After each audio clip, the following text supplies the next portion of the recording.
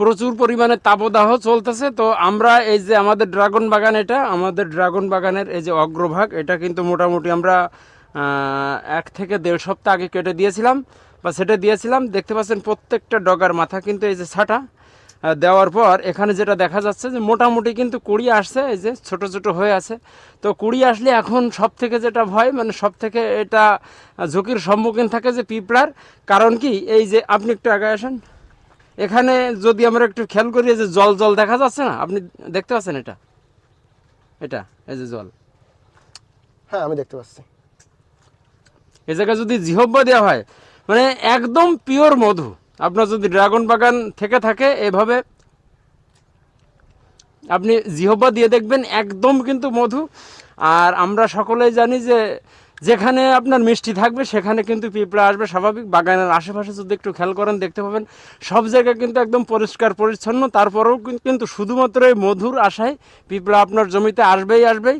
তাই যত ভালো তেল দেন না কেন, তো 55 যে কোনো একটা ঔষধ আপনাকে প্রতি সপ্তাহে, এরকম যখন কুড়ি আসবে তখন প্রতি সপ্তাহে 2বার কিন্তু স্প্রে দিতে হবে, দিলে পিঁপড়াটা মোটামুটি মারা যায়।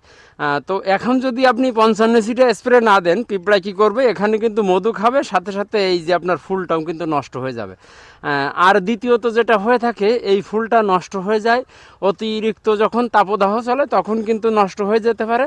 তো তাপদাহ কমানোর আসলে কিন্তু এরকম সিস্টেম আমাদের দেশের প্রেক্ষাপটে এরকম নাই। আমরা যদি নেট হাউস ব্যবহার করতে পারি সেখানে আসলে হতে পারে। তো আমাদের উপরে দেখতে পাচ্ছেন যে শুধুমাত্র কিন্তু নেট দেওয়া, এটা যাতে পাখিতে খেয়ে না যায় এই জন্য। তো নেটেও কিন্তু বেশ খানিকটা সাপোর্ট দিয়ে থাকে। আর দ্বিতীয়ত আমাদের যেটা করতে হবে, আমাদের জমি মানে নিচের দিকটা যদি আপনার শুকিয়ে যায় তাহলে কিন্তু তাপটা বেশি পায়। তো এক্ষেত্রে আমাদের প্রতি সপ্তাহে অভাবে 1 থেকে 2বার কিন্তু আপনার পানি দিতে হবে। দেখতে পাচ্ছেন যে জমির মাটি কিন্তু অলরেডি ভেজা ভেজা টাইপের আছে। তো এইরকম কিছু কিছু দিক যদি আমরা ফলো করি তাহলে কিন্তু আমাদের এই ফুলটা নষ্ট হয়ে যাওয়ার সম্ভাবনা খুব কম থাকে। পাশাপাশি আমাদের এখানে যেটা দেখতে পাবেন যে মাঝে মাঝে কিন্তু লেদা পোকার আক্রমণও আমরা দেখতে পাবো। তো লেদা পোকার জন্য আমরা যেটা দিয়ে থাকি, আমরা সিনজেন্টা কোম্পানির প্রোক্লেমটা স্প্রে দিয়ে থাকি। তো প্রোক্লেমটা স্প্রে দিলে কি হয়, লেদা পোকাগুলো কিন্তু সাধারণত রাতের বেলায় আর কি এরা খায়। তো এইটা যখন গাছে স্প্রে দেওয়া হয়, দেওয়ার পর ওই যে আপনার পোকা যখন গাছটা কিন্তু খাবে, তখন কী হবে, পোকাটা কিন্তু অনাহাসে মারা যায়। তো আমরা লেদা পোকার ব্যবস্থাটা নিব এবং পিঁপড়ার ব্যবস্থাটা নিব এবং পানির ব্যবস্থা যদি নিতে পারি, তাহলে আশা রাখা যায় এই যে ফুল বা কড়ি, এগুলো কিন্তু ঝরে পড়া থেকে আমরা একটু হলেও পরিত্রাণ পেতে পারি। জি, এই যে ডালগুলো তো আমরা কেটে দিয়েছি, ডালের অগ্রভাগ, এর কাটার উপকারিতাটা কি? ডালগুলো কাটার উপকারিতা হচ্ছে, যদি ডাল আপনার ছেটে দেওয়া না হয় তাহলে কি হয়, যে মানে গতবার আমাদের যেটা হয়েছিল, গতবার কিন্তু আমাদের যে বাগানটা পুরো জটলা পাকিয়ে গিয়েছিল। আর যখন প্রচুর পরিমাণে ডালপালা হয়ে যাবে তখন কিন্তু ফল কম হয়।